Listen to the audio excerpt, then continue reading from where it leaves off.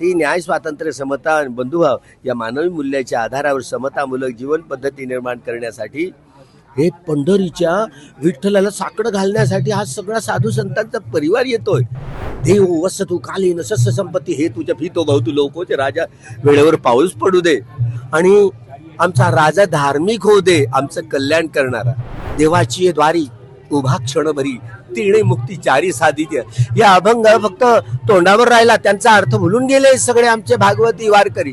तुका म्हणे उभं राहा आणि जे जे होतं ते ते पा. पाऊले चालली पंढरी, गळा भेट घेती वारकरी, लेट्सअप संगे सजली आषाढी वारी.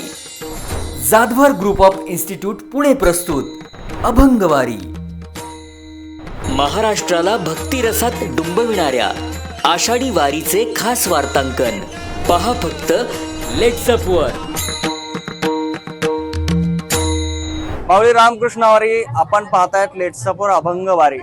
विठ्ठल अनेक रूपामध्ये आपल्या भक्तांना दिसत असतो, भेटत असतो आणि विठ्ठलाची सेवा भक्ताकडून काय, विठ्ठल देखील भक्ताची सेवा करतो.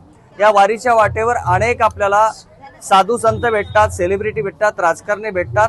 मला ज्ञानज्योतीची भंतेजी सुद्धा भेटले आणि अवघ्या 13 वर्षापासून ते कोरेगाव भीमापासून ते पंढरपूर पर्यंत सर्व आपल्या अनुयायांना घेऊन पंढरीला निघत असतात आणि समतेचा संदेश ते आपल्या या वारीमधून, या दिंडीमधून देत असतात. सध्या मी वेळापूरच्या जवळ आहे आणि तुकाराम महाराज आणि ज्ञानेश्वर महाराजांच्या दोनही पालख्या ह्या अगदी काही किलोमीटर अंतरावर आहेत.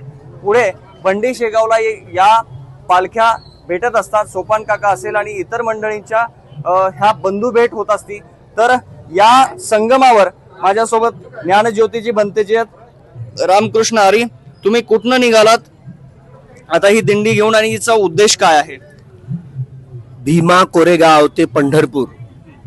गुलामांना त्यांच्या गुलामीची जाणीव करून द्या म्हणजे ते बंड करून उठतील.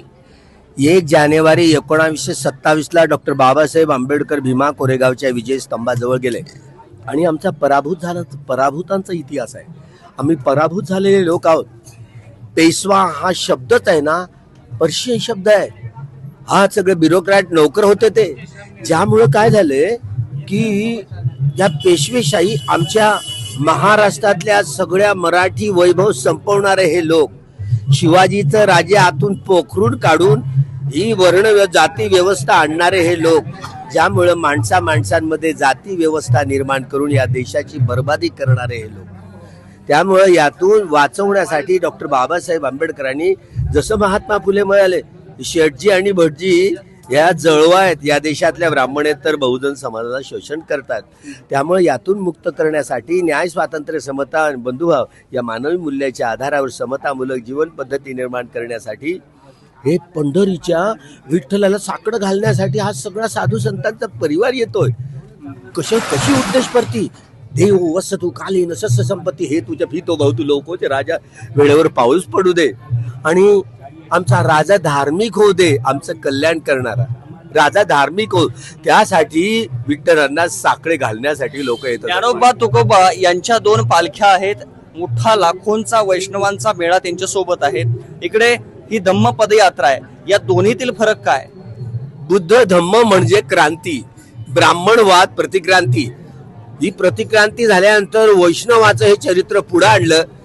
हा विठ्ठल दुसरा कोणी श्रीकृष्ण आहे असं सांगितलं गेलं. हा सगळा प्रवास आहे ना पुरातत्व खात्याचं, ती संपूर्ण मूल्यांकन केलं तर ते बुद्ध विहारच ठरते. 84,000 महाविहार गेले कुठे. हा सगळा जथ्थाच्या जथ्था यासाठी जात होता. देवाची द्वारी उभा क्षणभरी तिणे मुक्ती चारी साधित्य. या अभंग फक्त तोंडावर राहिला, त्यांचा अर्थ भुलून गेले सगळे आमचे भागवती वारकरी. तुका म्हणे उभं राहा आणि जे जे होतं ते ते पहा. हा आध्यात्मिक अर्थ आहे. 3.5 हाताच्या हा करा, जे जे होतं ते ते पहा, हे आध्यात्मिक अर्थ आहे. आपल्या रागावर, द्वेषावर, मोहावर वार कसा करून चित्त शांत मोक्षाची, निर्वाणाचा साक्षात्कार करायचा, साधू संतांची शिकवण, ही बुद्धांची शिकवण. मी जातो पंढरपुरे धम्मनगरे बुद्ध दर्शनाची निवृत्तीनाथ बोलले. हे बुद्ध आहेत सगळे साधू. 687वी गाथा. पंढरीचा पांडुरंग शुद्ध बुद्ध. तुकोबारायांना काही मी सांगायला गेलो, सगळ्या साधू संतांनी वर्णन केली आहेत. त्यामुळे हे वर्णन हे सगळे साधू संत यासाठी. ज्ञानोबा तुकोबा आणि बुद्धांच्या तत्वज्ञानामध्ये कितीसा फरक वाटतो? अहो काय हे सगळं समान आहे, एक समान आहे. त्यामुळे हा विष्णूचा अवतार ठरवला गेला बुद्ध, आणि हा विष्णू आहे असं सांगितलं गेलं. प्रतिक्रांती झाली आणि यांच्या घशात रामकृष्ण टाकलाय बरं का. बुद्धं शरणं धम्मं शरणं संघं शरणं गच्छामी म्हणायचे. हा संपूर्ण जिथे तिथे बघा 14,000 अर्हत भिक्षूंचा ताफा होता त्या ठिकाणी. हे विहारत महाधम्म रक्षित या यवन भिक्षूंच्या उपस्थितीत बांधलं गेलंय.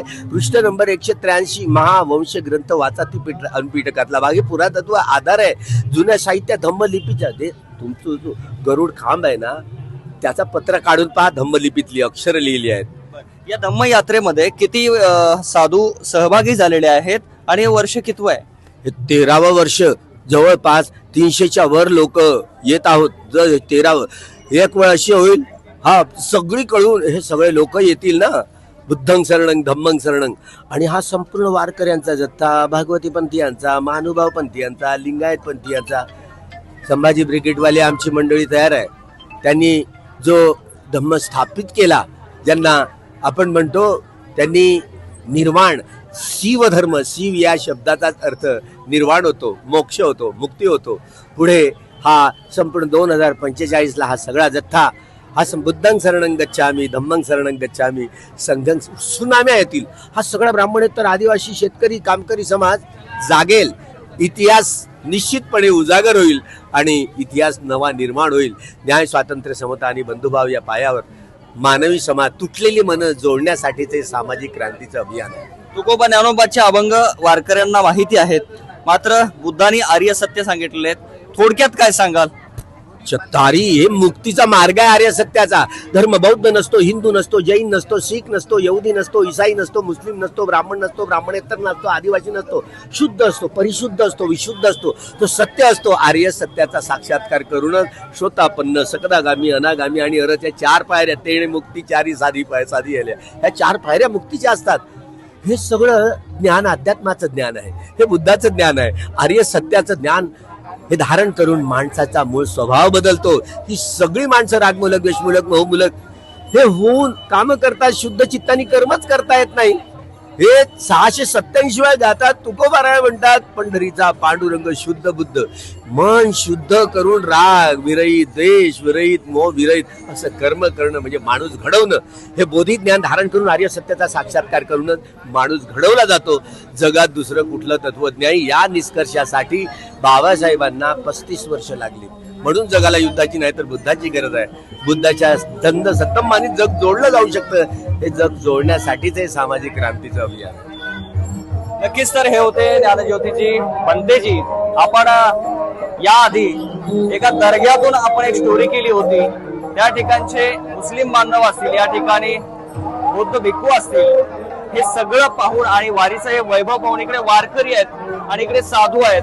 हे पंचशील ध्वजाच्या खाली निघले तर ते भगव्या पताकी घेऊन निघालेत. मात्र तो उद्देश सगळ्यांचा सारखाच आहे. ज्ञानोबा तुकारायांना आम्ही सुद्धा मानतो. एक अभंग आठवतो, एक ओळी आठवतात. विष्णुमय जग वैष्णवांचा धर्म, भेदाभेद भ्रम अमंगळ. या वारीच्या वाटेवर आपण वारीच्या अपडेट पाहण्यासाठी लेट्सअप मराठीशी जॉईन व्हा. विष्णू सानप, लेट्सअप मराठी, वेळापूर.